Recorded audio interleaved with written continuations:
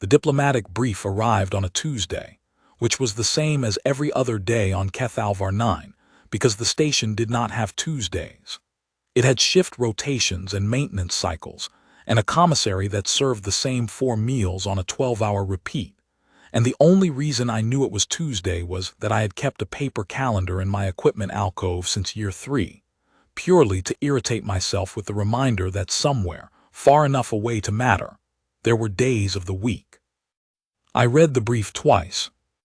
The first time I read it the way I read everything, looking for the load-bearing detail, the one fact that would change what came next. Senior Structural Engineer Davin Hale, Compact Integration Station Kethalvar 9, assigned as Facility Coordinator and Secondary Diplomatic Escort for the arrival of Velora Seath, third-line heir to the Velora succession, under Compact Observation Protocol 14. Duration, 60 days. Purpose, diplomatic familiarization. Classification, standard. Nothing load-bearing there.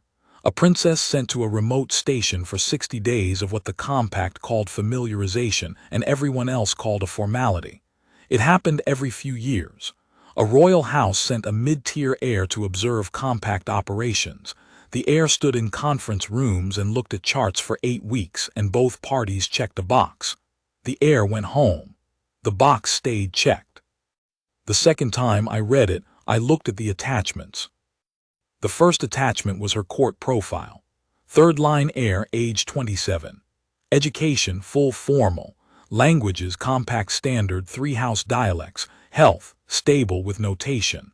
The notation read, subject presence with bioluminescent dermal expression, intermittent, triggered by emotional activation. House assessment, aesthetically atypical, unsuitable for formal bond selection under current house standards. I read that line 3 times. Then I kept reading. The second attachment was her previous posting record. She had been to 2 other Compact stations in the prior 18 months. The first posting had ended at day 12, the second at day 19. Both records listed her early departure as voluntary withdrawal at the subject's discretion. No disciplinary notation. No incident report. I sat with that for a moment. 12 days, 19 days, out of 60. I set the brief down and looked at my calendar. 16 days until her arrival. Then I pulled up the room assignment manifest. She had been assigned to B corridor, room 14. B corridor was internal. No exterior-facing surfaces. No view of anything except the corridor wall and the utility junction behind the panel. The room was standard spec, functional, and I did not phrase it this way in any official communication, but I thought it a box. The Compact did not consider view access a diplomatic courtesy requirement. The protocol sheet did not specify it. There was no line item that said a princess from a species that spent their entire architectural history building outward-facing chambers on elevated ground, required an exterior window in order to feel like a person and not a storage item. There was, however, an available room in A corridor. Room 7, exterior facing. View of the orbital dark and on a 6-hour cycle, the near edge of the Velketh debris field, which at this distance looked like a slow river of pale stone. I filed the room reassignment at 3:40 that night and noted it as a structural maintenance accommodation. B14 had a moisture reading I had been meaning to address, which was true, and I addressed it the following morning, which was efficient. Room A7 was ready by the time I logged off that shift. That was 16 days before she arrived. It was the first thing I did for her, and she didn't know about it for 11 more. She arrived on a Compact transport with 2 court attendants, a sealed diplomatic case, and an expression I recognized from 12 years of working maintenance on stations where nobody wanted to be. It was the expression of someone who had already decided how the next 8 weeks were going to go, and was simply managing the distance between that expectation and the front hatch. The station commander, Prefect Orvathkel, met her at the dock with a formal greeting and the standard 30-minute orientation. I stood 2 meters back in my capacity as facility coordinator, which meant I held a manifest board and listened. Velora Seath was not what I expected. I am not sure what I expected. The brief had used the phrase aesthetically atypical, which was a court's way of saying nothing useful about a person. But she was tall, with the long-limbed build common to her species, and she stood very straight in a way that looked practiced rather than comfortable. Her skin was the gray-blue that was standard for the Velora line, and when the dock's overhead panels shifted from white to gold at the end of the automated welcome sequence, something in her forearms and along the line of her jaw lit briefly, a pale amber, faint, like the last edge of light on a still lake before the sun goes down. It lasted less than 2 seconds. Neither of the court attendants reacted, neither did Prefect Orvathkel. I noted it in the same way I note a stress indicator in a structural material. Not a problem, not an emergency, a data point. After the orientation, I walked her to A corridor. The attendants went ahead with the diplomatic case. She walked beside me and said nothing, and I said nothing, because there was nothing in the protocol sheet that required small talk, and I have never been good at it regardless. We walked the length of C corridor and the junction turned into A, and when we reached room 7, I opened the outer seal and she stepped inside. She stopped in the middle of the room. The exterior window was active. The station had cycled to the debris field view, and the pale stones were moving slowly across the dark in the way they always did, without urgency, just moving. The room light was set to the warm register, which I had adjusted from the default cool panel setting that the compact specified, and which I had always thought made rooms feel like medical bays. "This is my room," she said. "A7, I said, "exterior facing. The debris field view runs about 6 hours of every rotation. The rest of the time you've got open orbital dark, which is less scenic but good for sleeping." She turned and looked at me with an expression I could not immediately read. Her eyes were the gold common to her line, and they were very still. "The manifest listed B14, she said. "B14 had a moisture reading," I said. "I moved it to maintenance hold. A7 was available." She looked at me for another moment. Then she turned back to the window. "Thank you," she said. I noted the room as occupied in my manifest and went back to C corridor to finish the moisture remediation I had promised myself I would actually complete. It took 4 hours. The reading was minor. It had been minor for 6 months. It would have been minor for 6 more. That was day 1. The compact standard protocol for diplomatic observation postings specified 3 formal orientation sessions per week, 1 briefing per day, and 2 recreational social engagements over the full 60-day period.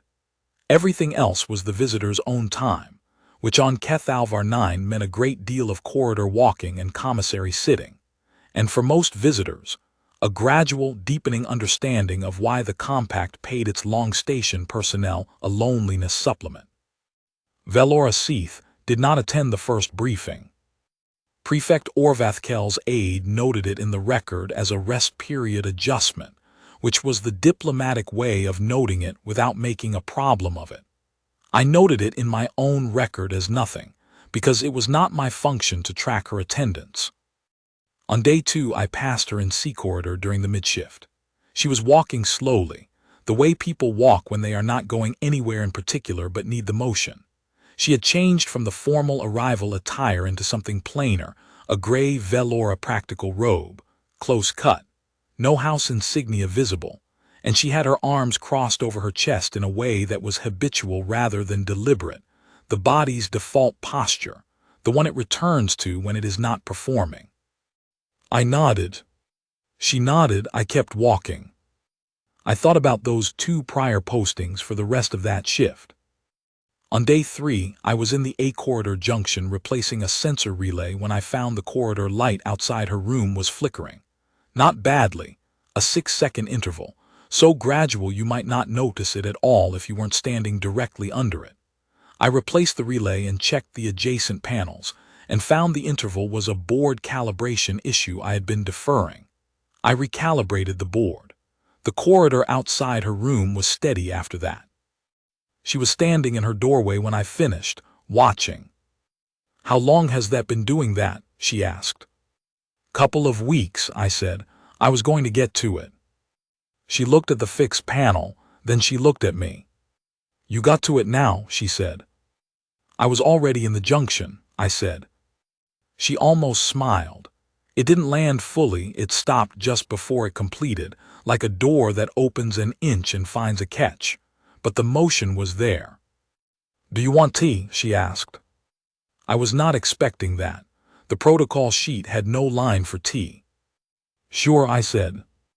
Her commissary unit was standard issue, but she had a sealed personal case with a thermal block and 3 canisters of what turned out to be a Velora Highland blend that smelled like cedar and something I couldn't name.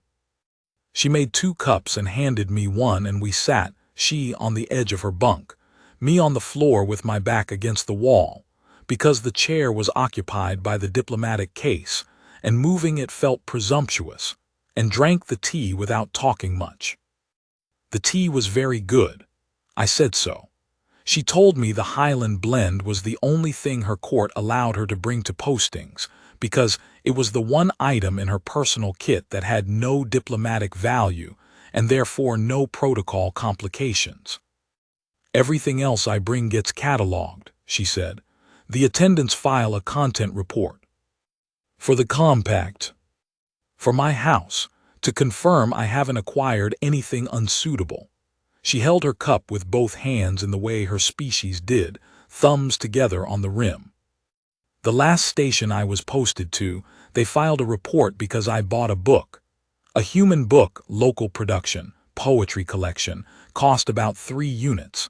The house communication I received about it was 4 pages. I thought about that. "What was the poetry like?" I asked. She looked at me as if I had asked the wrong question, and discovered it was the right one. "Short," she said, "very compressed, lots of negative space." She paused. I liked it. "Sounds efficient," I said. That time the smile completed. Day 5 I found her in the observation corridor at 600, which was early by station standards, and which I knew because I was also in the observation corridor at 600, which was my normal time to check the outer hull sensor array before the shift transition brought foot traffic. The observation corridor was the long stretch of A corridor with the full glass wall, not individual room windows, but one continuous panel, 40 meters of view from the junction hatch to the far seal. It was the best feature of Cathalvar 9 and also the most underused, because most people on the station at 600 were changing shifts and did not stop to look out the window. She was sitting on the bench at the halfway point, looking at the debris field.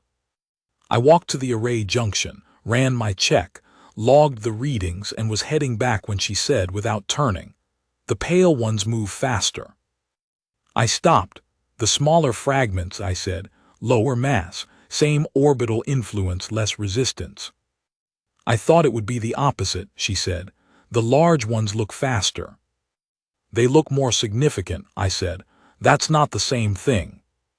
She was quiet for a moment. Then, "No," she said, "I suppose it isn't." I sat down on the bench 2 feet from her, not because the protocol sheet said to, but because it was 600 and there was nobody else in the corridor, and the debris field was doing what it always did, which was move in a way that made the station feel, very briefly, like it was itself moving. We sat there for 20 minutes. I ran my secondary check log and she watched the fragments, and neither of us said anything else, and it was one of the quieter 20s of a minute I had spent on that station in 12 years, which was not a low bar to clear. She came back the next morning, and the morning after that.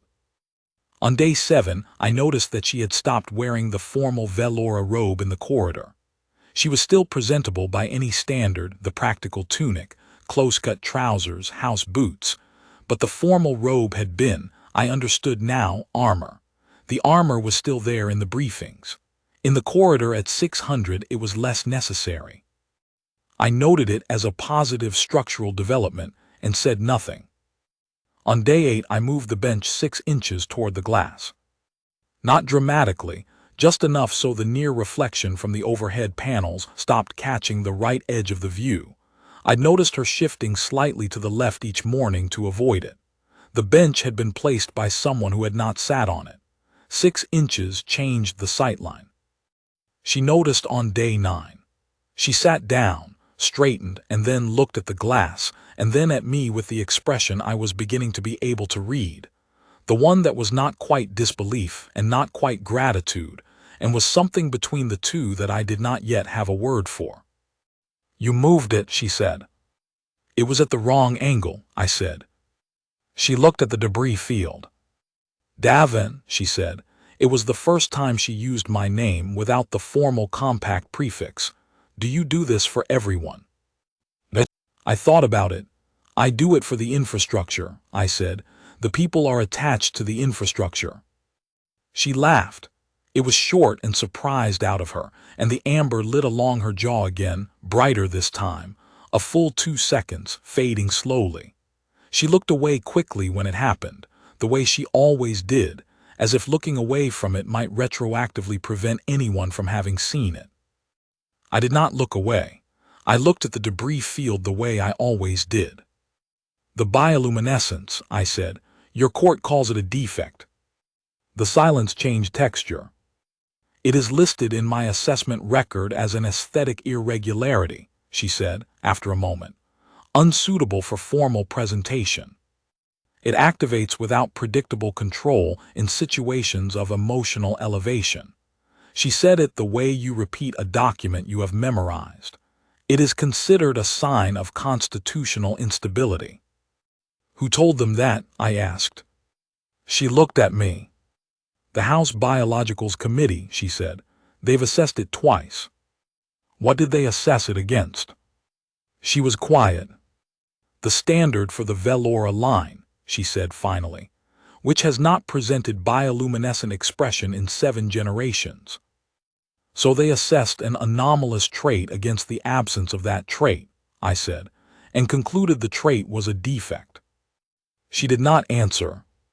"That's not an assessment," I said. "That's a preference stated as data." She turned and looked at me with the fully completed expression I had been learning to read, and it was not the one I expected. It was the one that looked like someone had said a true thing in a room where true things were not usually said, and the receiver of it did not know, for a moment, what to do with the space the true thing left behind. The amber was lit along her arms and jaw for nearly 5 seconds before it faded. I did not comment on it. I picked up my check log. "I'm going to look at the array junction again," I said. "Repeat reading on Sector 7. You're welcome to stay." She stayed. Day 10, she attended the formal briefing. I knew because Prefect Orvathkel's aide mentioned it in the facility coordination log, with the kind of mild surprise that gets embedded in bureaucratic notation. I had also filed the courtesy protocol note to Orvathkel that morning, standard language recommendation for diplomatic reception remarks, framed as a facility coordination best practice. Orvathkel read it, confirmed receipt, and updated his prepared remarks. I noted both developments in my log, with no editorial comment. Day 10, late shift. I passed the commissary on my way to the decorridor relay board, and found her at one of the far tables with a tray she had not touched, and a datapad open in front of her that she was not reading. The 2 court attendants were at the near table, eating and talking quietly in the Velora dialect. They glanced at me when I came in and glanced away, which was the calibrated diplomacy of people whose job required them to notice without appearing to notice. I got a cup of the commissary's approximation of coffee, which was not good coffee but was hot and dark, and therefore served its function, and sat down at the table across from her. Not directly across, 2 seats down, so that she had the choice of treating it as a shared table or a coincidence. She looked up from the datapad she was not reading. The briefing was long, she said. They're all long, I said. The compact's theory is that comprehensive information prevents misunderstanding. My theory is that comprehensive information delivered in 6-hour blocks prevents alertness, which has the same downstream effect. She looked at me with something between amusement and recognition. You've attended a lot of briefings. 12 years of station coordination meetings, I said. I have developed opinions. What's the longest one you've sat through? 11 hours, I said. Thermal Exchange Resizing Project, Year 8. The lead engineer had the opinion that every stakeholder's concern required individual acknowledgement. I drank the coffee. He was not wrong. It was still 11 hours. She picked up her fork, looked at her tray, the commissary's Highland grain with protein paste, standard diplomatic meal, and put the fork down again. Do they always serve this? She asked. It's the diplomatic protocol meal, I said. Nutritionally complete for 12 known species, culinarily appealing to approximately 0 of them. What do you eat? Whatever I want, I said. I'm not a diplomatic guest. I have commissary access and no protocol restrictions. I paused. Tomorrow morning I'll put in a commissary request for the Highland grain roasted variant. It's better warm with the cedar tea. She looked at me. You know what Highland grain roasted variant is? I looked up Velora dietary preferences when I read the attachments, I said. The commissary has the ingredients. It's a matter of filing the prep request. She was quiet for a moment. You filed the prep request already, she said. It was not a question. This morning, I said. The amber came up along her wrists briefly, and she looked at her tray rather than at her wrists, but she did not look away quickly the way she usually did. She let it fade at its own rate, without rushing it.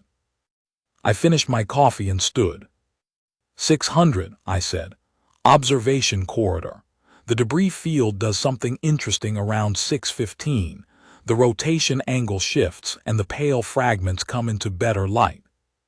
She looked up. I'll be there, she said. Day 11, I told her about the room reassignment. I had not planned to.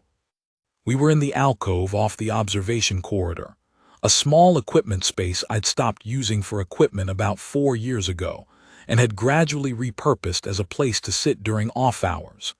And she had brought the cedar tea again, and I was looking at the read logs for the outer panel calibration.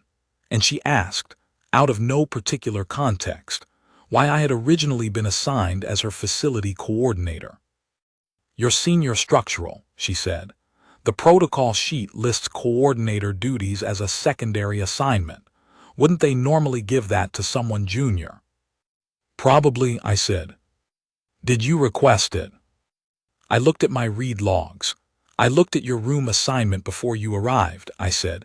B14 is internal, no window. Your prior posting records had early departures at day 12 and day 19. She was very still. I thought, I said, that whoever assigned B14 had not read the attachments, and that whoever was going to be your coordinator should probably read the attachments. Silence. So you requested the assignment, she said.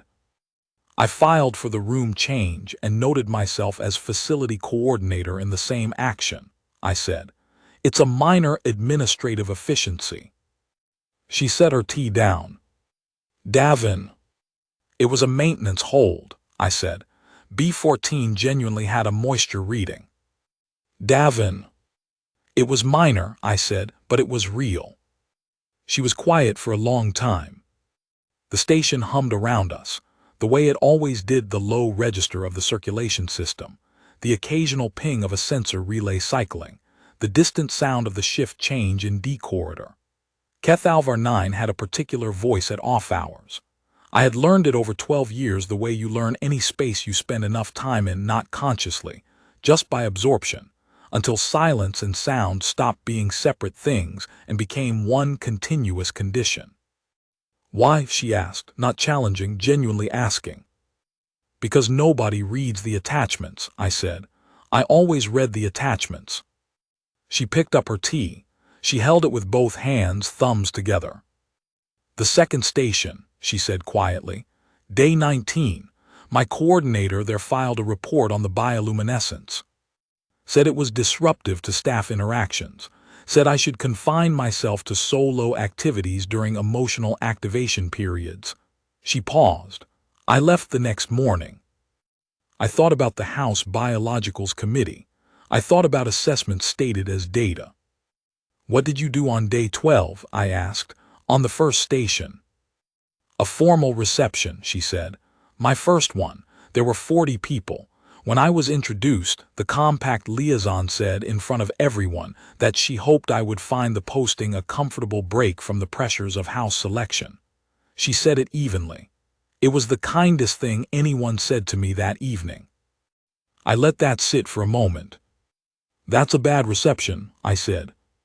Yes, she said, it was. Ours isn't scheduled until day 30, I said. I can make sure the phrasing brief to Orvath is specific. She looked at me. You can do that. I filed a facility coordination note this morning, I said. Orvath confirmed receipt. She stared. You already did it, she said. This morning, I said, before this conversation. She was quiet for a moment that felt different from the earlier quiet, fuller, somehow. The way a room feels different when something has been added to it rather than removed. You didn't know I was going to tell you about the first reception, she said. No, I said. But you filed the note anyway. The prior posting records were sufficient context, I said. I didn't need the specific incident. I needed to know it had gone wrong twice. She looked at her tea. You're going to do that, she said. It was not quite a question. I did it, I said. The amber came up slowly this time, not triggered by a sharp emotion but by something quieter, and it ran along her collarbone and the inside of her wrists, and stayed for almost 10 seconds before it settled. She did not look away from it. For the first time since I had known her, she did not look away. Day 14, we talked about her house. I did not ask about it. She offered it, which was different. We were on the observation bench at the 600 hour. It had become a standing thing, the same way the cedar tea in the alcove had become a standing thing, not arranged or formalized, just present, and the debris field was in the slower arc of its rotation, the big pale fragments nearly stationary in the outer dark. My house has 3 lines, she said. I am the third. The first line has already completed bond selection, married into the Velkareth sovereignty, which was the house's priority for 60 years. The second line is in assessment now. There are 4 candidates and all of them are considered strong. She paused. I have been assessed 3 times. I waited. The first assessment found me acceptable on 12 of 14 criteria and noted the bioluminescence as a presentation concern. The second assessment reviewed the biologicals file and added a notation about constitutional unpredictability. The third assessment reviewed the second notation and concluded I was unsuitable for formal bond presentation in current cycle. She said all of it in the tone of a structural report. The House has not formally closed my candidacy. That would require a House Council resolution, but they have not opened another assessment cycle. I have been on observation postings for 18 months. I looked at the debris field. What do the first and second line think? I asked. My older sister thinks it will resolve, she said. She does not say this to my face, but I have heard it in the way she speaks around it, that the House assessors will update their standards, or that the condition will stabilize, or that a candidate will emerge who does not consider it disqualifying. She paused. She is kind. She believes good outcomes come to people who wait correctly. And the second line. My male cousins in the second line consider me a political complication. I have heard that too. No bitterness in it, just information. A third-line heir who cannot complete bond selection is not an asset in the diplomatic interactions around the second line's assessment. I am better managed at a distance. I turned that over. So you are, I said, the person your house sends to the postings that nobody else accepts. She was quiet for a moment. Yes, she said, that's accurate. And the observation postings are the house's way of making the arrangement look voluntary, I said. You are not formally exiled, but the effect is similar. Yes. And you left the first two early, I said, because 12 days and 19 days respectively were the most either of them had in them before they stopped being tolerable. She turned and looked at me. Yes, she said very quietly. How long, I said, have you been doing this? She looked back at the debris field. The pale fragments moved. 18 months, she said. 3 postings, this is the 4th. 18 months of rooms that faced corridors. 18 months of diplomatic briefings where the coordinator used phrases like comfortable break. 18 months of assessments filed about a biological trait that lit amber when she was happy, and no one had thought to ask whether that was a defect or just a feature that made the assessors uncomfortable. I looked at the panel in front of us, the debris field moving, the orbital dark behind it. You're at day 14, I said. Yes. You have 46 days left. Yes. Are you going to leave? I asked. She did not answer immediately. When she did, her voice was different from the one she used for structural reports. I don't know, she said. I haven't wanted to yet. I nodded. Good, I said. The debris field gets better at day 22. The big fragment cluster comes into the near-view arc. It's worth seeing. She looked at me. Is that true? She asked. Absolutely, I said. It was. I had watched it every year for 12 years. We sat there until 7:30, when my shift started, and neither of us mentioned bond selection or house assessments or the first 2 postings again that day. Days 15 and 16 moved the way the middle days of any long assignment move, not slowly, not quickly, but with the particular texture of time that has found its shape.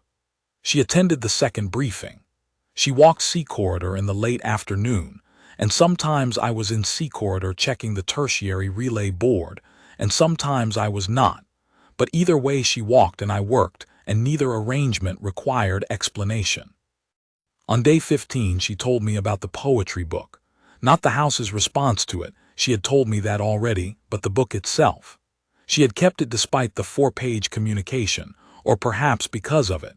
She had read it through 3 times on the first posting before day 12. The poems were, as she had said, short and compressed, and she recited one from memory while we were sitting in the alcove with the tea. I do not speak her language, but the cadence was clear enough, very tight, very precise, the kind of compression where each word is doing 4 things at once, and the negative space between the lines carries as much as the lines themselves. It's about waiting, she said when she had finished, or not waiting exactly. About a thing that is already present but has not yet been recognized. The word for it doesn't translate directly into compact standard. What's the word? I asked. She said it, a sound like 2 notes close together. It means, she said, the condition of a thing that is correct but has not yet been seen from the right angle. I filed that away. On day 16, she asked me how I had ended up on Cathalvar 9. It was a fair question. I had asked her harder ones. I told her, 12 years ago I had taken a compact structural contract for a 3-year posting because the money was good, and I had just ended a long assignment on a planetary surface station that had been, in its way, its own kind of box. The 3 years became 4 because the outer hull recalibration project ran long. The 4 became 6 when I found myself, unexpectedly, good at the particular quality of attention that remote postings require. The 6 became 12 because at some point, Cathalvar 9 had stopped being where I was posted and become where I lived. You like it here, she said. I know it, I said. Those aren't the same thing, but they're related. She looked at the alcove walls, The diagnostic kit on the floor, the paper calendar. You keep a paper calendar, she said. To remember that there are days of the week, I said. That's a strange reason. It keeps me honest about the distance, I said, between here and places with Tuesdays. She looked at the calendar for a moment, then at me. Do you miss it, she asked, the places with Tuesdays? I thought about it. No, I said, but I think it's important to know they exist. She was quiet for a moment, and in the quiet the amber came up faintly along her wrists, not triggered by anything sharp, just ambient, the way a space that has been lit for a long time stays warm after the primary light source dims. I think I understand that, she said. Day 17. I was in the hatch junction 2 sections down from the observation corridor's midpoint, running a seal check on the outer panel connectors. It was 2200, which was late for seal checks, but I had been deferring this particular check for a week because it required the corridor to be clear of traffic, and 2200 was reliably empty. I had my diagnostic kit open on the floor and my back to the glass wall, and the check was going normally. I heard her before I saw her. Not words, just the sound of someone sitting down hard on a bench, the way you sit when your legs have decided before the rest of you. Then quiet. Then something that was not quite crying but was in the neighborhood of it, the unsteady breathing of someone who is holding something together by main force and is running low on that force. I put my diagnostic kit down and walked along the corridor. She was on the bench at the midpoint. Her knees were drawn up and she had her face turned toward the glass, toward the orbital dark, and her arms were wrapped around herself in a way that was not cold. The corridor was warm, but was the other kind of holding, the kind where there is nothing external providing the structure, and you are providing it yourself, because you have been doing that long enough that you have forgotten there is an alternative. The amber was lit across her entire upper body, not flickering, just present steady, the way a lamp is steady when it is the only light in a room. I sat down on the bench beside her, not 2 feet away this time but 1, because 2 feet was the professional distance, and 1 was the honest one. She did not look at me. I had a communication from my house today, she said. Her voice was level in the way that voices are level when they have had a great deal of practice being level. My sister, the second-line assessment has completed. My cousin Velora Keene has been bonded to the Velthar house. The alliance is confirmed. She paused. The communication also noted that the House Council has reviewed my assessment record and confirmed that no new assessment cycle will be opened at this time. Another pause. My sister says she remains hopeful. I listened. She remains hopeful, Velora said again quietly. That is a kind way to say what she is saying. Which is that I am 27 years old and 3 times assessed and found unsuitable, and the House has now completed all its priority alliances, and I am the remaining piece that no arrangement requires. She stopped. The level voice held for another moment, and then it didn't. Nobody wants me, she said, and her voice fractured on the last word in the way that voices fracture when they have been kept whole by effort for a very long time and the effort runs out. Nobody wants me. Not my house, not the assessment committees, not the stations I get sent to. I have been passed from posting to posting for 18 months and I have not mattered to a single arrangement, and I keep telling myself it is the system, it is the assessments, it is the biologicals committee and their standards, but there are 14 criteria and I failed one of them, and the one I failed is, she stopped. It is me. The thing they don't want is me. I light up when I'm happy, and that is all it took. The amber was very bright. Across her jaw and her forearms and along the ridge of her collarbone, steady and warm, and she was crying now. Not openly, not with the kind of crying that asks to be witnessed, but with the quiet kind, the kind that happens because the body has to, because there is a pressure that has been building for 18 months and a communication from a kind sister who remains hopeful, and there is no more room to put it. I sat with that. The check log was still open in my kit 2 sections down. The outer panel seal could wait. "Velora," I said. She didn't answer. "Look at the debris field," I said. She turned her head slowly and looked. The big fragment cluster I had told her about on day 14 was still 8 days out from the near-view arc, but even at this distance you could see the edge of it, a slow gathering of pale stones in the outer dark, catching the station's rim light in a way that made them look, if you were in the right frame of mind, like something being assembled rather than something drifting. "I have been on this station for 12 years, I said.